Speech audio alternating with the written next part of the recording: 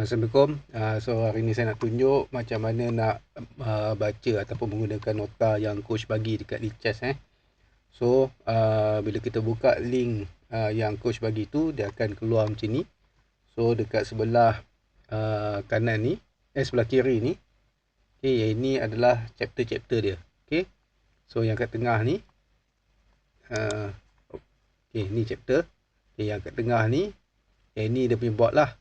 So yang kat tepi ni, yang belah kanan ni, so yang ini adalah dia punya nota dia. So cuma nota ni dalam bahasa Inggeris. So siapa yang mungkin tak berapa lancar Inggeris tu, kena buat kerja lebih sikit lah. Mungkin kena minta pertolongan siapa yang boleh, ataupun cuba gunakan Google Translate lah. So ini chapter-chapter dia. So kita boleh move chapter to chapter. So setiap chapter dia ada explain. So ini first chapter tadi. Ini chapter yang kedua. Dan ketiga. Kalau kita tengok dekat apa chapter ketiga ni, dia ada lebih sikit. Dekat sini ada notation. Notation yang kita boleh move.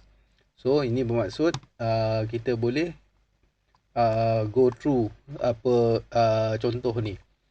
Sama ada kita nak tekan sini satu persatu macam ni pun boleh. Ataupun kalau tengok dekat bawah ni ada panel ni, kita boleh tekan next. So tekan next. So ini adalah contoh opening. So ini adalah contoh opening.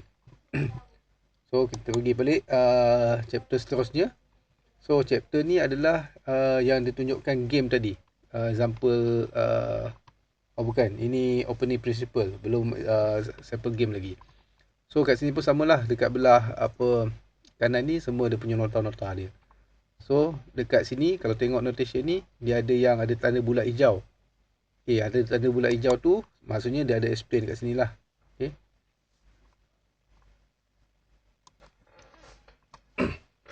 So chapter 5 ni, ini barulah game, example game yang tadi. So setiap satu ni macam tadi juga, kalau ada tanda bulat ni maksudnya dia ada explanation lah. Dia tunjukkan dan ada explanation dekat bawah ni. So kena go through dan kena rajin lah baca satu-satu balik explanation ni. So sebenarnya explanation ni tadi coach pun rasanya dah explain juga. Tapi ini untuk kita recap lah. So baca balik lah, kalau ingat pun tak apa, lagi bagus. Kemudian chapter 6 ni pun nota juga. Ini sekadar nota, tak ada apa. So boleh bacalah apa yang coach tulis kat sini lah, nota. Kena dia kat sini dia minta kita ingat CCTI, check, capture, threat, improvement. Cari check, tengok apa yang boleh capture, apa yang kita boleh threat ataupun ancam, dan buat improvement. So yang ini last ni adalah contoh game yang lain.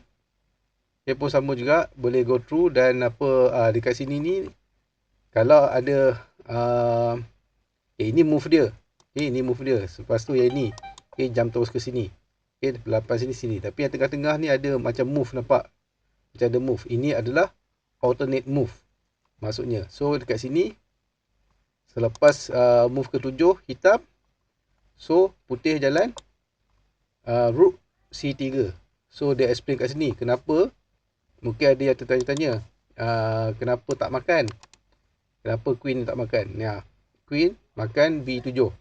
Kenapa queen tak makan? Sebab dia boleh makan rook kat sini. So dia explain kat sini, kalau dia makan, kalau dia pergi makan, apa hitam buat adalah hitam jalan dekat sini, check. Queen B4, check. So dia force. Ini untuk threat. Untuk tukar, untuk trade. Tukar. Sebab kalau tak, nanti queen ni yang makan. Nanti queen hitam yang makan dia. So dia force tukar. Lepas tu dia jalan ni. Dan seterusnya. So ini adalah alternate move untuk dia explain kenapa queen tadi tak makan pawn ni. Instead dia jalan knight C3. So inilah cara macam mana kita nak baca apa tu nota ni. So saya tunjuk pula dekat mobile macam mana. Okay, kalau tengok dekat mobile phone pula, okay, first kali kita pergi dekat link tu. Ini saya buka saya punya handphone. Pastikan ada aplikasi Lichess lah dekat dalam handphone tu. So just tekan link tu. So sepatutnya dia akan terus buka dekat ni lah, dekat nota tadi. So kalau kau tengok kat sini, dia punya beza dia dengan yang dekat PC, dia punya chapter tu dekat mana tau? Dekat bawah tu, nampak tak belah kanan bawah ada 3 garis tu. Okay, tekan kat situ. Okay, so dia akan keluarkan chapter ni. So kat sini lah kita tekan lah nak chapter mana. So ini chapter yang kedua. Okay, so dan seterusnya. So ingat 3 titik dekat bawah tu. 3 garis, bukan 3 titik, silap, 3 baris belah kanan bawah. Okay, so itu sama juga macam tadi. Kalau mana-mana yang example game tu,